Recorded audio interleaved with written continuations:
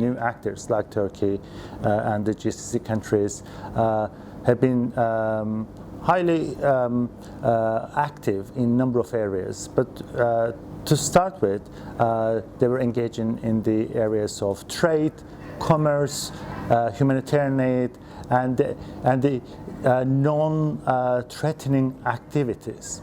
But what we see actually now that those actors have also started to engage in other areas than trade and commerce, and that's likely to create a number of questions and the new dynamics in their relations with African countries, especially in the Greater Horn of Africa.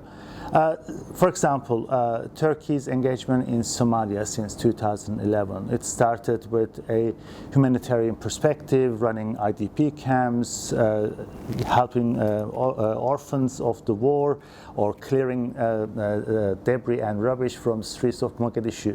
But that has been changing, and Turkey has been engaging wider peace-building issues in the country, and within that, like it or not, you are engaging with the politics of power dynamics of that particular context, and hence it can no longer be, well, I'm here to help and assist. Well, yes, peace building is a means of assistance too, but it's much more political.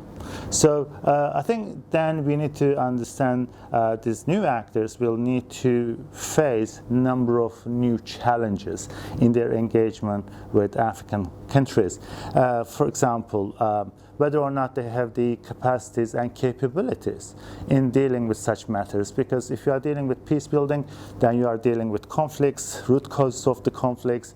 So, whether or not you have the capabilities of understanding the conflict, analyzing the conflict, and engaging in different ways would be a particular area that we need to consider.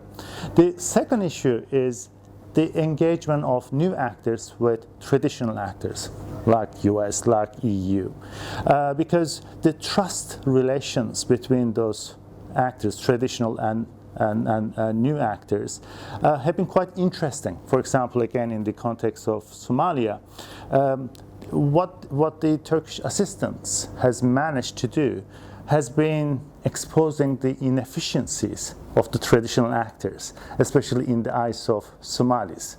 So in a way then, how those two actors will engage with each other in the future will be something that we need to consider quite carefully.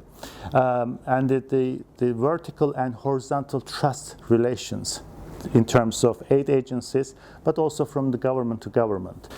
The third point that I'd like to make in terms of the relationships between traditional and non-traditional actors is that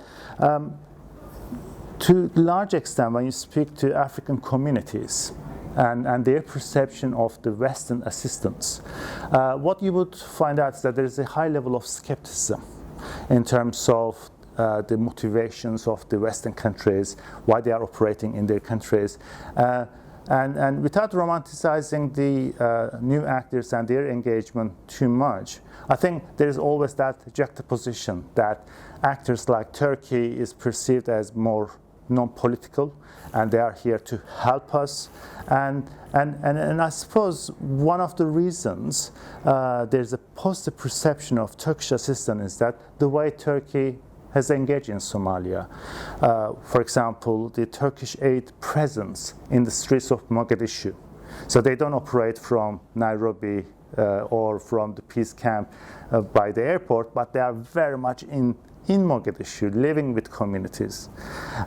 Or the type of assistance they provide, they are very much tangible. People see them, the reconstruction of roads, lighting in the streets, opening orphanages or schools, hospitals, clearing debris.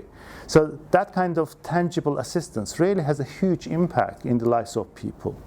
The third issue is that, and I think it's the most significant one, and something that the traditional actors can learn from new actors, and that is the humility.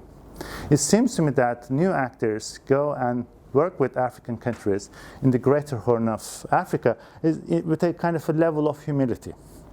Saying that we are partners, we can work together, and we are prepared to listen to you. We are not here to lecture you. So that's a kind of quite a different attitude than what those communities have been receiving from traditional actors. So I think that could be quite a clear departure point in terms of the continuation of success of new actors in such areas. If they can continue with that kind of humility, I think those communities will continue to welcome them and to assist them in their programs.